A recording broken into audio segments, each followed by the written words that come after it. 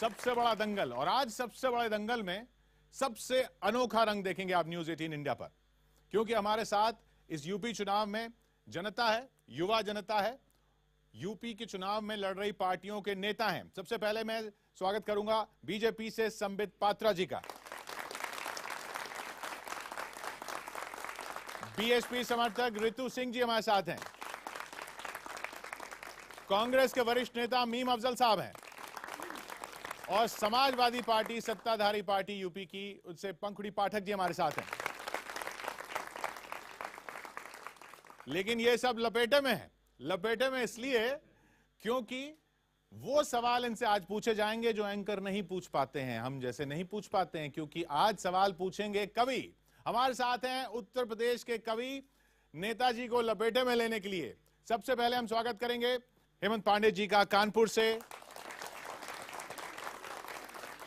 शंभू शेखर जी का बिहार से, पवन आगरी जी का आगरा से, और गौरव चौहान साहब का सैफई से। तो शुरुआत ताजमहल से करें पवन साहब। मैं ये देख रहा हूं कि जो संभावित गठबंधन है वो साथ साथ खड़ा इस समय बैठा हुआ है।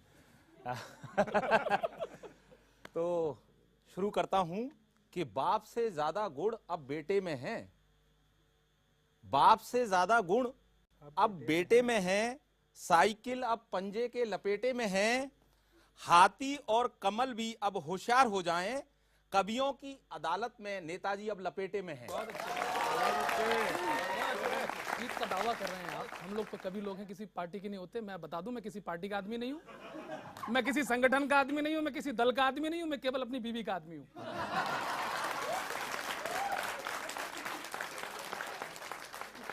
मैंने शायद आप दिल्ली की हैं, मैं वहीं का हूं, तो समाजवाद को मैंने गौर से देखा है।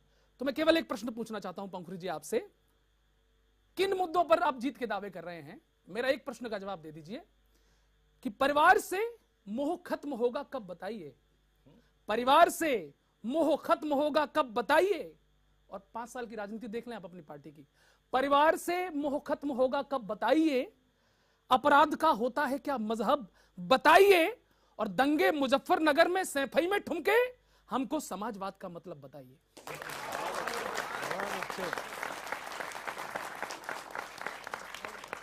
देखिए, अखिलेश जी ने जब अपने कैंपेन की शुरुआत करी, उन्होंने कहा कि उत्तर प्रदेश मेरा परिवार है, तो परिवार से मोह नहीं खत्म होगा, परिवार से मोह सिर्फ बढ़ेगा। और जहाँ तक दंगों की बात है, हम तो कहते हैं अपराध का कोई रंग थोड़ी होता है, रंग तो कुछ लोग बना रहे हैं। अब कौन है जो इस समय कर्फ्यू लगाने की बात कर रहा है उत्तर प्रदेश में? कौन है जो बार बार राम मंदिर का मुद्दा उठाते हैं? तो हमारे लिए अपराध का कोई रंग नहीं है, और अपराध का रंग होना भी नहीं चाहिए। अखलाक को 40 लाख और सिंहासन यादव उसी क्षेत्र का, उसको किसी ने नहीं पूछा। मैं इनको बताना चाहती हूँ कि उत्तर प्रदेश में जो लोग अपने इलाज का खर्चा नहीं उठा सकते, उनके लिए 300 करोड़ रुपए दिए गए हैं अलग अलग बीमारियों में, जिसमें कि बहुत सारे हिंदू मुसलमान सब लोग शामिल हैं, किसी को 20 तो किसी को 25। तो हमारी सरकार सबके बारे में सोचती है, हम मजहब पे राजनीति नहीं करते। कि पिछले 5 साल में बीमारी इतनी ज्यादा हो गई कि बजट इतना बड़ा करना पड़ा।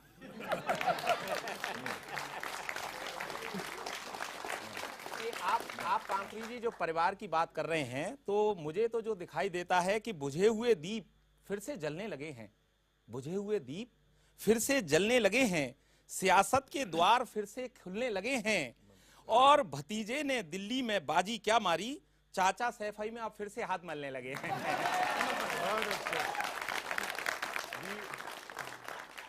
कांकरी जी, मैं भी एक प्रश्न पूछना चाहता हूं। आप दावा कर रही हैं कि उत्तर प्रदेश में सपा आ रही है। मेरा सीधा सा एक प्रश्न है, जो करते हैं केवल पुण्य, पाप की नहीं सुनते, फिर शिकायत क्यों है कि आपकी नहीं सुनते? राहुल की खाट पर लेटा है समाजवाद, जनता की क्या सुनेंगे जो बाप की नहीं सुनते?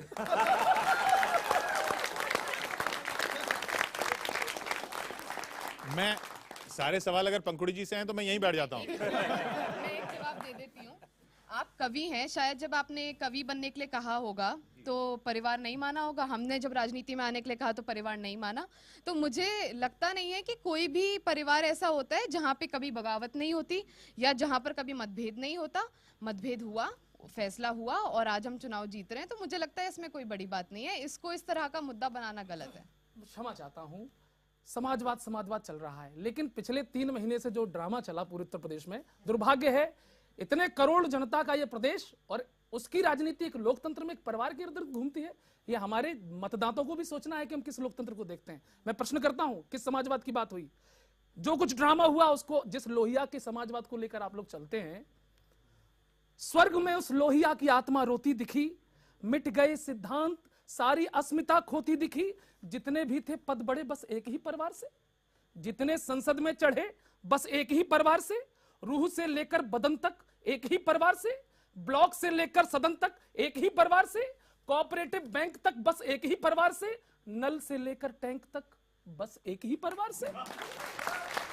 और लड़ रहा परिवार जनता तरफदारी क्यों करे? कोई उम्मीदों की साइकिल पर सवारी क्यों करे? और छीना झपटी से मिला क्या बात जाकर पूछ लो, लोहिया के दिल के भी हालात जाकर पूछ लो। देखिए, एक बात कहना चाहूंगी कि उम्मीदों की साइकिल पे तो उत्तर प्रदेश सवार हो चुका है और 5 साल से चल रहा है और इसी उम्मीदों की साइकिल पे आगे भी चलेगा। चलिए, ये सवाल तो अफजल साहब से भी बनता है, कुछ इशारा आपकी तरफ भी था ना। ये तो अच्छा हुआ आपने इन्हें पूछ लिया। देखिए, पहली बार मैं देख रहा हूँ कि शायरी में सवाल पूछ रहे हैं। वैसे तो आमतौर पर जब मुशायरा होता है या कवि सम्मेलन होता है तो सामने जितने भी कवि बैठे होते हैं उनका निशाना हमेशा शायर आजकल तो लगाते संसद में रहते आप लोग भी शायरी कर रहे हैं। जी। हम तो शायरी करते भी हैं, पसंद भी करते हैं। सबसे पहले तो मैं कहूँगा कि मुझे आज का ये प्रोग्राम बहुत अच्छा लगा कि शायरों ने अपने स्टाइल में हमसे सवाल पूछने का वो किया है, लेकिन मुझसे डायरेक्ट कोई सवाल अभी किसी शायर ने किया नहीं है। इतने सारे ये परिवार वाले इनडायरेक्ट तो थे। अच्छा, देखिए जी, ये दोनों लोग साथ साथ बैठे हैं। मैं पूछना चाहता हूं, जी। और मैं पूछना चाहता हूं आपसे कि भूल गए 2G 3G का काला धन क्या मतलब है, और घर में भ्रष्टाचार मगर फिर भी भाषण क्या मतलब है, और 27 सालों से जिनके कारण यूपी रही बेहाल, आज उन्हीं के साथ ये गठबंधन क्या मतलब है? इस गठबंधन का मतलब ये है कि अब उत्तर प्रदेश को हमारे जरिए मिलकर के इसको ठीक करने का काम करेंगे, जो कमी रह गई है उसको पूरा करेंगे। आपके राहुल गांधी जी घूम घूम के कहते थे यूपी बेहाल और समाजवाद ने उत्तर प्रदेश को खत्म कर दिया है, फिर आप लोगों ने गठबंधन कर लिया। चूंकि मैं व्यंग्यकार हूं तो अपनी पंक्तियों से आपसे प्रश्न पूछना चाहता हूं कि जिसने जमीन में काम किया याद नहीं क्यों आई थी, यूपी बेहाल बता के फिर क्यों खाट बिछाई थी, सत्ता पाने की खातिर आप कितना भी गिर सकते हो, अगर फायदा दिख जाए आप दाऊद से मिल सकते हो।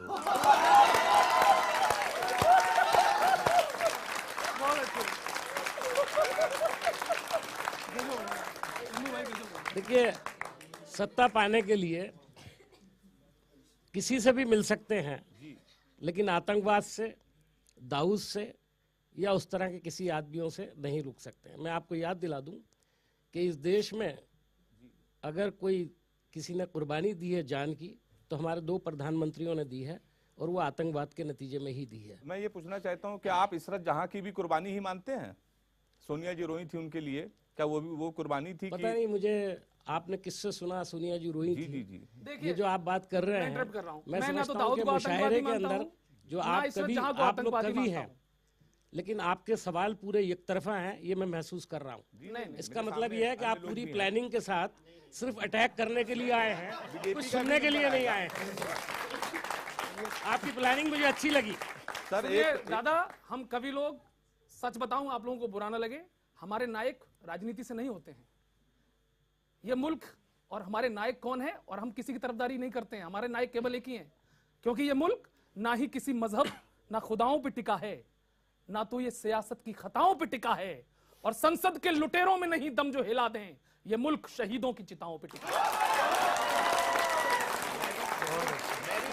देखिए किशोर जी, आपका शेर बहुत अच्छा है। आपने जो कहा कि संसद में लुटेरे बैठे हैं, उन लुटेरों को आप ही चुन करके भेजते हैं। जरा तलाशी तो लेकर देखिए, शहीद किस पार्टी से हैं और कौन वो लोग हैं जिन्होंने कुर्बानी नहीं दी, जिन्होंने शहादत कभी नहीं की, लेकिन वो देश को चलाने का आज जिम्मेदारी लेने की बात कर।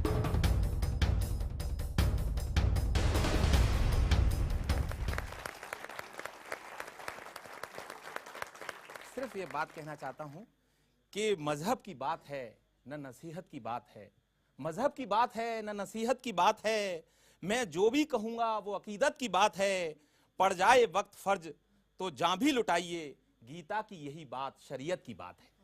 एक बात मैं कहना चाहूंगी कि चौहान साहब अभी शो से पहले मुझे बता रहे थे कि वो राष्ट्रवादी कवि हैं, तो मुझे लगता है कि जब कवि के आगे राष्ट्रवादी और आजकल जो राष्ट्रवादी और राष्ट्र विरोधी की परिभाषा इस देश में बन गई है, तो कवि के आगे अगर राष्ट्रवादी लग जाता है तो शायद कवि कवि नहीं रहता। आज राष्ट्रवादी का मतलब है 5 सांसद बेचकर समाजवादी हो गए, मैं उस हम परिवार से नहीं देश के ऊपर लिखकर राष्ट्रवादी नहीं हो सकते हैं।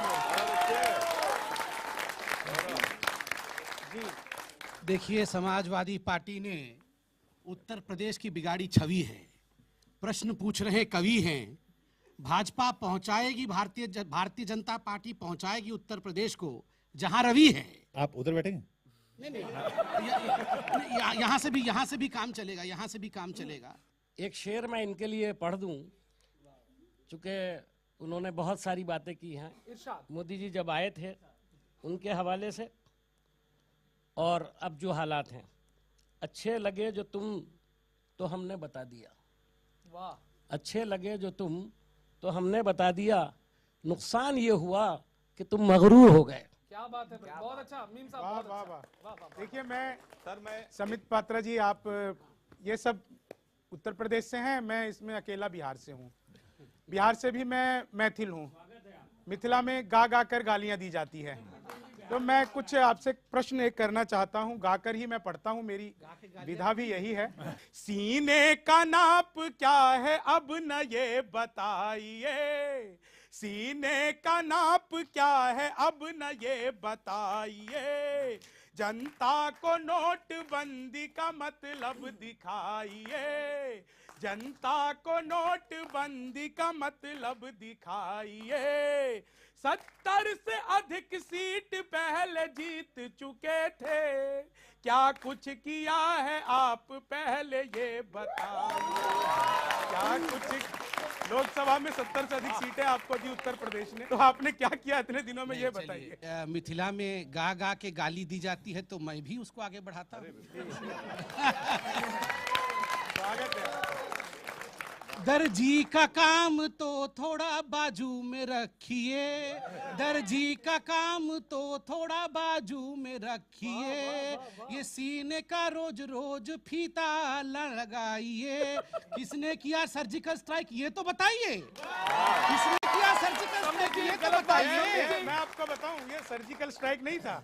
सीने का नाप ना हमने बताया, सीने का नाप बढ़ा कैसे मैं बता देता हूं। चेहरे पे एक रुआब नया चढ़ ही जाता है, इतिहास में मुकाम नया गढ़ ही जाता है, शादी के बाद भी अगर साथ ना रहे, सीने का नाप इंच इंच बढ़ जाता है। देखिए, इस पर तो मैं इतना ही कहूंगा और जनता के लिए कहूंगा कि सबसे बड़ी बात जो है, सीने पर मत जाओ, आप उनके इंटेंशन पे जाओ, आप उनके नियत पे जाओ, किसने आक्रमण किया। दूसरी बात, नोटबंदी, आपने चूंकि आपने नोटबंदी पर पूछा है तो मैं नोटबंदी पर भी कह दूं, ये सबको पता था। नोटबंदी के माध्यम से काले धन पर अंकुश लगाने का काम, यह बड़ा हिम्मत दिखाने का काम हमारे प्रधानमंत्री मोदी जी ने किया है। इसलिए सीने के साइज को भी देखिए और इंटेंशन को भी। पात्रा जी, मैं केवल एक बात मैं आपको कहना चाहूंगा, जो बात आपने कही है उसी बात को कहना चाहूंगा कि सियासत के लिए क्या जरूरी हो गया है अब, कि जिंदगी के लिए शुद्ध आचरण चाहिए, जिंदगी के लिए शुद्ध आचरण चाहिए, शब्द शिल्प को नया व्याकरण चाहिए, और असंख्य त्रुटियां हैं सियासत के पृष्ठों में, इस किताब का नवीन संस्करण चाहिए। पंडित जी, मैं एक प्रश्न पूछना चाहता हूं। आप बड़ा तोहमत लगाते हैं समाजवादी पार्टी पे कि परिवारवाद। इस बार बीजेपी के जितने बड़े नेता हैं उनके पुत्र या पुत्रियां चुनाव लड़ रही हैं, तो परिवारवाद को कहीं आपने भी निभाया है। तो मैं आपसे पूछना चाहता हूं कि जो देश के दर्द और नारों में खड़े थे, हम जानते हैं किसके इशारों में खड़े थे, परिवारवाद पर जो लेते थे चुटकी, अब वो क्यों टिकट के लिए कतारों में खड़े थे? देखिए, इसको मैं समझाना चाहूंगा। वंशवाद क्या होता है? जहां प्रधानमंत्री पालने में पैदा होते हैं वो वंशवाद होता है। देखिए, सोनिया जी के बाद राहुल जी, उससे पहले राजीव जी, उससे पहले इंदिरा जी, उससे पहले नेहरू जी, तो स्वाभाविक रूप से ये सब पालने में। देखिए, मैं इतना कहना चाहता हूं कि बाकी अगर किसी का बेटा, मीम साहब का बेटा अगर जमीन पे मेहनत कर रहा है तो क्या उनको टिकट देने से वंचित रखा जाए? बिल्कुल नहीं। अगर वो बालक मेहनत कर रहा है तो उस बालक का अधिकार है कि उसको भी टिकट मिले और जमीन से उठते हुए सीढ़ी दर सीढ़ी वो आगे बढ़े। जब सीढ़ी दर सीढ़ी नहीं उठता है, डायरेक्टली ऊपर पहुंच जाता है, तो वो गांधी परिवार कहलाता है। लेकिन सर वरुण गांधी कहां से है? वो अध्यक्ष तो नहीं है पार्टी के, ना उत्तर प्रदेश के अध्यक्ष है, ना पार्टी के अध्यक्ष हैं। सिर्फ प्रधानमंत्री और पार्टी के अध्यक्ष पर ये नियम लागू है। देखिए कमान, देखिए हमेशा याद रखना चाहिए कि पार्टी का कमान किसके पास है। और अध्यक्ष जी से आप ही के चैनल पे एक इंटरव्यू में पूछा गया था, तो अमित शाह जी ने कहा था कि मेरे बाद पार्टी का प्रेसिडेंट कौन होगा ये किसी को पता नहीं है। इसी से मालूम पड़ता है कि वंशवाद यहाँ है नहीं। आप पूछ लीजिए, अभी मेरे भी हमारे साथ हमारे बड़े भाई बैठे हैं, आप पूछ लीजिए कि सोनिया जी के पश्चात कौन पार्टी का अध्यक्ष होगा जब वो पद छोड़ेंगी, तो आप वो बता नहीं सकते कि माधवराव सिंधिया होंगे, वो बोलेंगे राहुल गांधी ही होंगे। लेकिन साहब आपकी नीतियों का फायदा क्या हुआ साहब? नया था साल सताने की जरूरत क्या थी, आसमां सर पे उठाने की जरूरत क्या थी, और मिला था काला धन उससे खजाना भर लेते, तेल के दाम बढ़ाने की जरूरत क्या थी, तेल के दाम बढ़ाने की। देखिए, वैसे तो मैं बताऊं, आपने कहा कवि केवल अपनी पत्नी का आदमी होता है, कवि किसी का आदमी नहीं होता है। जो कवि को सुनता है कवि उसी का आदमी होता है, ये याद रखिए। तो इसलिए मैं आपको बता रहा हूं कि आप सुन के इस पे भी कविता लिखिए कि पहले हम घर खरीदने जाते थे, दिल्ली वासी बैठे हैं, आप भी जानते होंगे इस बात को, मैं भी जानता हूं कि अगर दिल्ली में एक जमीन या घर खरीदना होता था ना, तो एक चेक लेके जाते थे मात्र 20 लाख का, और गड्डी भर के बगल के थैले में 80 लाख का लेके जाते थे, लोगों को बताते थे 20 लाख का ही है, होता था वो 1 करोड़ का। नया साल आरंभ हो गया है, जितने का है उतना का ही बताना पड़ेगा। ये बात वैसे बड़ी सही कह रहे हैं कि पहले 20 लाख लेके जाते थे, 80 ले जाते थे, 60 70 जो कुछ भी ले जाते थे। वैसे अब ऐसा मौका आ गया है, ना 20 है ना 80 है, आप जा ही नहीं सकते हो। आप उन पर आरोप लगा रहे हैं, वो उन पर आरोप लगा रहे हैं। मैं तो ये कहता हूं, कुछ मीठे हैं, कुछ कड़वे हैं, कुछ खट्टे हैं, आप सब एक थाली के चट्टे बट्टे। देखिए, मैं आपको बताना चाहता हूं, ये करप्शन कभी भी खत्म नहीं हो सकता। ये करप्शन कभी भी खत्म नहीं हो सकता। केवल हर व्यक्ति कुछ ना कुछ खा रहा है, और चिल्ला केवल वही रहा है जिसे खाने का मौका नहीं मिल पा रहा है। मैं बात शुरू करता हूं कि हमारे एक मित्र खाने की प्रतियोगिता में लगातार 20 साल से फर्स्ट आ रहे हैं, 20 आदमियों का खाना अकेले ही खा रहे हैं। एक दिन हमने उनसे कहा कि मित्र, आश्चर्य है, महंगाई के दौर में भी तुम इतना खा रहे हो, वास्तव में खाने की दौड़ में तो बहुत आगे जा रहे हो। हमारी बात को सुनकर भी कुछ उदास हो गए, पहले कुछ दूर खड़े थे मगर पास हो गए, बोले अरे हम कहां, कुछ हमसे भी अधिक खा रहे हैं, और इतना खाकर भी बड़े मजे से पचा रहे हैं, क्योंकि भैया यह स्वतंत्र भारत है, यहाँ खाने की सब में आदत है। क्योंकि भैया यह स्वतंत्र भारत है, यहाँ खाने की सब में आदत है। विधायक विधान खा रहे हैं, सांसद संविधान खा रहे हैं, नेता ईमान खा रहे हैं, पुजारी भगवान खा रहे हैं, पंडित कुरान खा रहे हैं, मुल्ला कुरान खा रहे हैं, और कुछ ऐसे भी हैं लोग जो मेरा समूचा हिंदुस्तान खा रहे हैं। कुछ ऐसे भी हैं लोग जो मेरा समूचा हिंदुस्तान। भाई बहुत अच्छा। आदरणीय अफजल जी, बड़ी समस्याएं हैं, और ये समस्याएं कि आपसे जितने प्रश्न पूछे जाए कम है। एक ऐसी राष्ट्रीय चिंता है जो मुझे खाई जा रही है। असल में मैं हास्य का कवि हूं, इसमें वैलेंटाइन डे आ रहा है, और नहीं, ये प्रश्न आपसे जुड़ा हुआ है। जब से आपके नेता ने गठबंधन किया, वो बता रहे थे यूपी बेहाल, वो बदल गए, सपा के साथ चले गए, तो प्रेमियों को बड़ी दिक्कत हो गई है। तो वैलेंटाइन डे के पहले मैंने एक लड़की को दिया रोज, फिर किया प्रपोज। ये मेरा पहला था चांस, फिर उससे मांगा रिस्पांस, वो भी धीरे से मुस्कुराई, मेरे करीब आई, बोली मैंने तुम्हें मना किया तो तुम जल जाओगे, मैं तुम्हें जनता की तरह चाहूंगी पर तुम राहुल की तरह बदल जाओगे।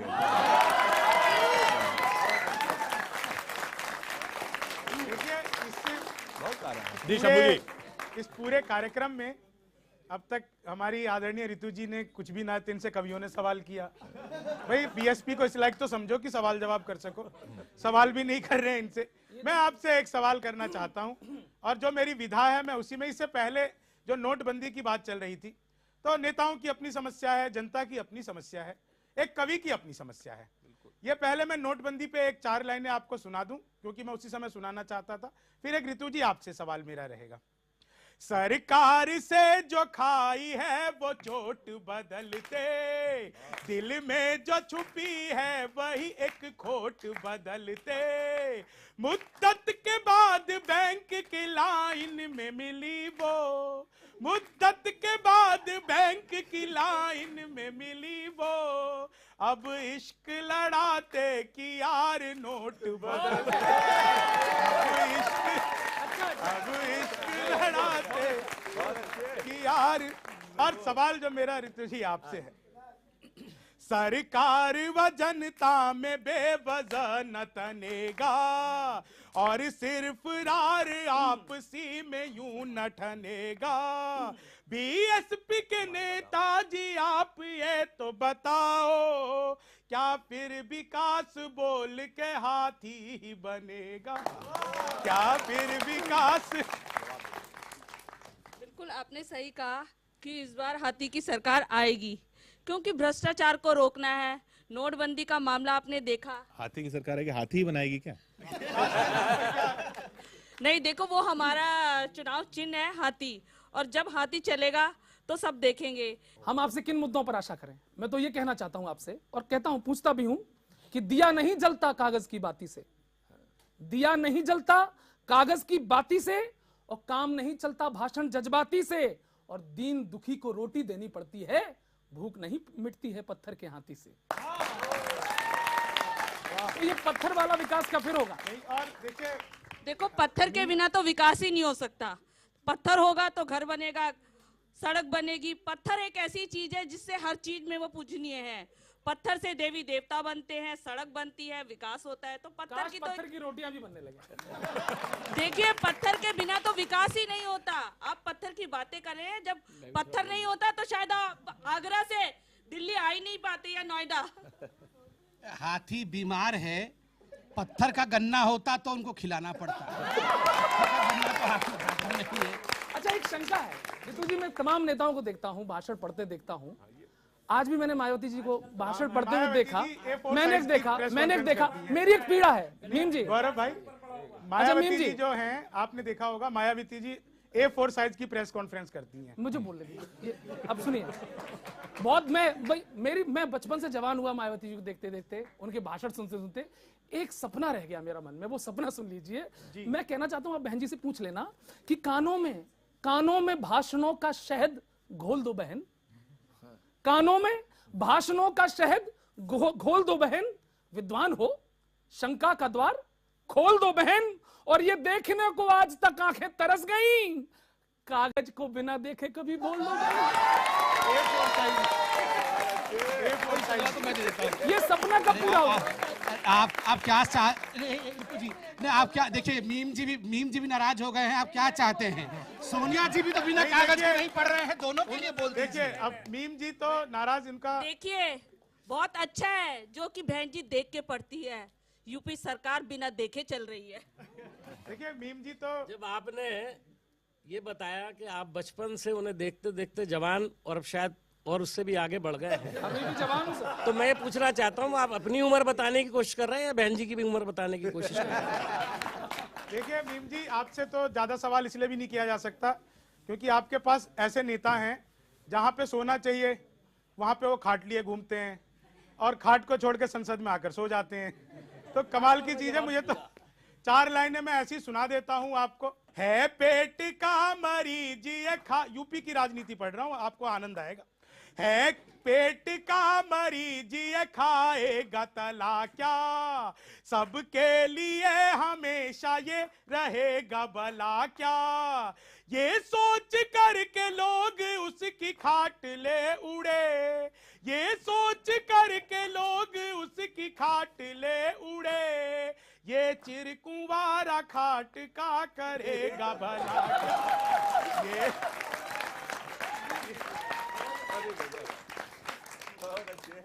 देखिए, सबसे पहले तो मैं कहूँगा, चूंकि आप कवि हैं, अगर आप खाट का मजाक उड़ाएं तो उतनी बड़ी बात नहीं है, लेकिन काफ़ी लोगों ने उस वक्त खाट का मजाक उड़ा करके किसानों का जो है, किसानों को बेइज्जत करने का काम किया था। देखिए, खाट किसी के लिए भी अहमियत दे, शहर वालों के लिए ना हो, लेकिन खाट जो है गांव वाले के लिए ड्राइंग रूम भी है, डाइनिंग हॉल भी है। वही डाइनिंग हॉल है उसका, वही उसका ड्राइंग रूम है, वही उसका बेडरूम है, और वही उसका पंचायत यानी जहाँ बैठने की जगह होती है वो है। और यहाँ दिल्ली के सारे चैनल चला रहे थे कि खाट लूट गई, किसान को पहले दिन ही लुटेरा गायब बता दिया था। यहाँ 9,000 करोड़ लूट कर ले जाने वाला आज तक पकड़ा नहीं गया, लंदन में बैठा है। 300 रुपए की खाट जो ले गया वो इस देश में लुटेरा बन गया। दूसरी बात मैं और कहना चाहता हूँ, संवित जी को, इनकी एक पुरानी पार्टी थी जिसका नाम था जनसंघ, और उसका निशान था दिया। तो आजकल उत्तर प्रदेश में भारतीय जनता पार्टी की हालत ऐसी है कि दिया खामोश है लेकिन किसी का दिल तो जलता है। दिया खामोश है लेकिन किसी का दिल तो जलता है, ये अपील हो रही है। दिया खामोश है लेकिन किसी का दिल तो जलता है, चले आओ जहां तक रोशनी मालूम होती है। बहुत अच्छा। देखिए, इसमें मैं आपको बताऊं परिस्थितियां, एक बस मैं इनके बात से जुड़ता, फिर इससे भटक जाएंगे हम। जी, ये दिल जलने से मुझे कुछ याद आ गया ना, जल्दी से बोल दूं नहीं तो फिर मैं भूल जाऊंगा। देखिए, ये पूरे चुनाव में आपने एक व्यक्ति को भुला दिया है, जिसको हम सोचते थे कि जिसका दिल जला होगा, मगर दिल जला नहीं। पहली बार हिंदुस्तान की राजनीति में ऐसा हुआ कि एक व्यक्ति को मुख्यमंत्री का कैंडिडेट बना के प्रस्तुत किया गया, आदरणीय शीला दीक्षित जी को, और कब चुपके से उनको बैठा दिया गया। आज आप जानते हैं उनका दिल जलना चाहिए, मगर सबसे खुश मनुष्य आज पृथ्वी में कोई है तो शीला जी हैं। वो कह रही हैं जान बचे लाखों पाए, जान बचे लाखों पाए, ये हालत इनकी है। और ये दूसरों की दिया देख रहे हैं कि कौन सा दिया डगमगा रहा है, जल रहा है।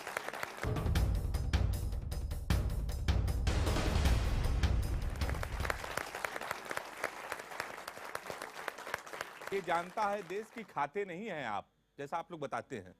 ये जानता है देश की खाते नहीं हैं आप, फिर भी हर दिलों में भाते नहीं हैं आप। केंद्र में सत्ता आपकी ही तो है, फिर अयोध्या में मंदिर बनाते नहीं हैं आप। जी देखिए, ये बड़ा मेरे दिल के करीब का विषय है, क्योंकि राम को आपने छेड़ा है। राम का नाम तो नहीं लिया है, मगर मंदिर की बात तो की है।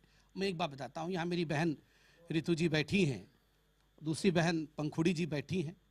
आप टीवी सुबह ऑन करिए तो पहले मायावती जी पर्स लेकर आती हैं, और फिर जो कागज आपने कहा वो कागज निकालती हैं पर्स में से, और फिर बोलती है 3 शब्द, मुस्लिम मुस्लिम मुस्लिम। मुस्लिम यहाँ मत वोट देना, मुस्लिम मेरे पास आ जाना। उसके बाद अखिलेश जी भाषण करते हैं, मुस्लिम वहां मत वोट देना, मुस्लिम यहाँ आ जाना। अरे ये सुबह आवाज जानी रही है, एक सेकंड। सुबह से शाम तक वो सब मुस्लिम मुस्लिम मुस्लिम करे। हमने अपने घोषणा पत्र में एक राम का नाम क्या ले लिया, इतनी आग लग गई एक राम के नाम से। आप लोग हिंदू मुस्लिम लड़ाते रहो देश को, हम कभी क्या सोचते हैं और इस देश की खूबसूरती क्या है।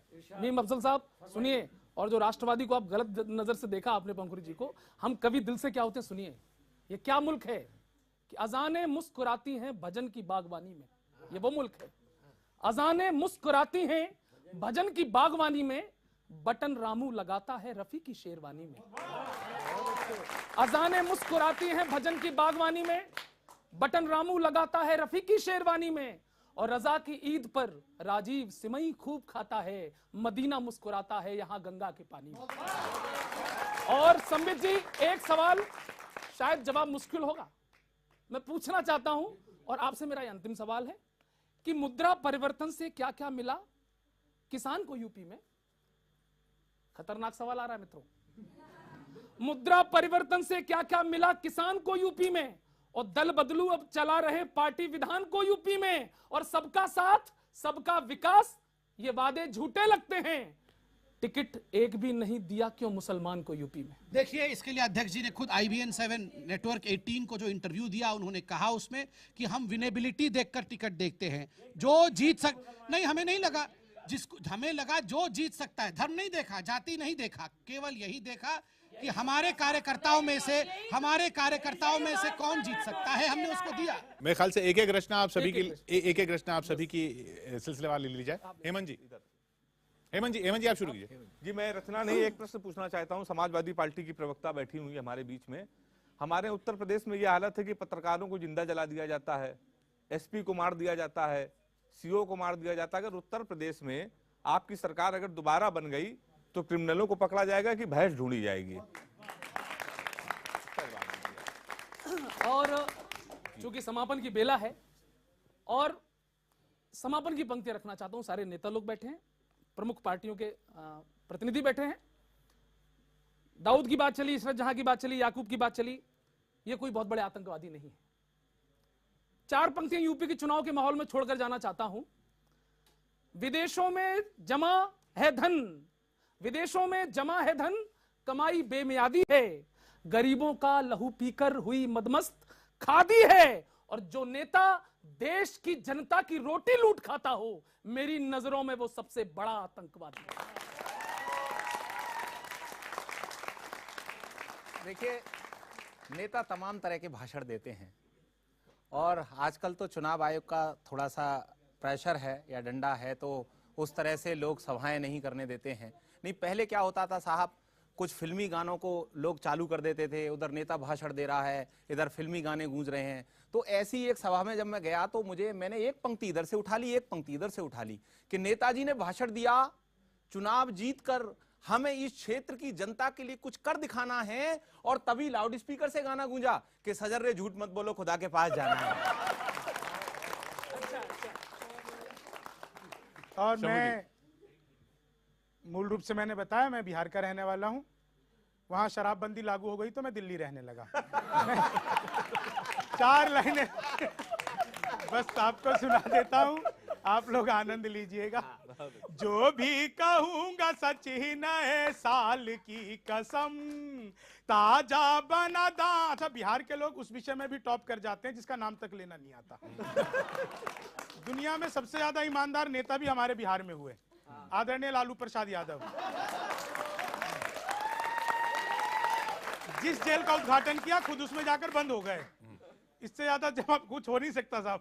4 लाइनें सुनिएगा। जी, जो भी कहूंगा सच ही नए साल की कसम, ताजा बना दामाद हूँ ससुराल की कसम, महंगाई का मारा हूँ रोटी दाल की कसम, मैं आम आदमी हूँ केजरीवाल की कसम, मैं आम आदमी हूँ। और बिल्कुल अंतिम 4 लाइनें अपनी तरफ से। यहाँ पे सारी ऑडियंस भी यूथ बैठी हुई है और अभी हमारे ऊपर चुनाव की भी खुमारी है और तमाम पार्टियां आपस में एक दूसरे से जिरह कर रही है। लेकिन कुल मिलाकर के जब अंततः देश हित की बात आती है तो हर राष्ट्र के, हर पार्टी के पहला ही प्रावधान होता है कि देश हित से बड़ा कुछ भी हित नहीं है। तो मैं बस 4 लाइनें एक दूसरे के लिए, यहाँ पे समित जी बैठे हैं, आदरणीय रितु जी बैठी हैं, आदरणीय पाठक जी बैठी हैं, अफजल साहब बैठे, मैं सबके लिए 4 लाइनें आप सबके लिए कहना चाहता हूँ। यादें तुम्हारी कितने ही रंगों में ढल गई, हर फूल हर कली में अपनी बात चल गई, जिस दिन से तुमने यार गले से लगाया है उस दिन से मेरे शर्ट की खुशबू बदल गई, उस दिन से मेरे शर्ट की। आप सभी का बहुत बहुत आभार। बहुत बहुत शुक्रिया आप सभी कवियों का हमारे साथ यहाँ इस कार्यक्रम में, इस खास अनोखे कार्यक्रम में, अनूठे कार्यक्रम में चुनाव के शामिल होने के लिए। एक बार फिर हम धन्यवाद देंगे हेमंत पांडे जी का कानपुर से, शंभू शेखर जी का बिहार से, पवन आगरी जी का आगरा से और गौरव चौहान साहब का सैफई से। और बहुत बहुत शुक्रिया आप सभी का भी, आप सभी युवाओं का और आप सभी नेतागण का जो आज लपेटे में होने के लिए आए थे।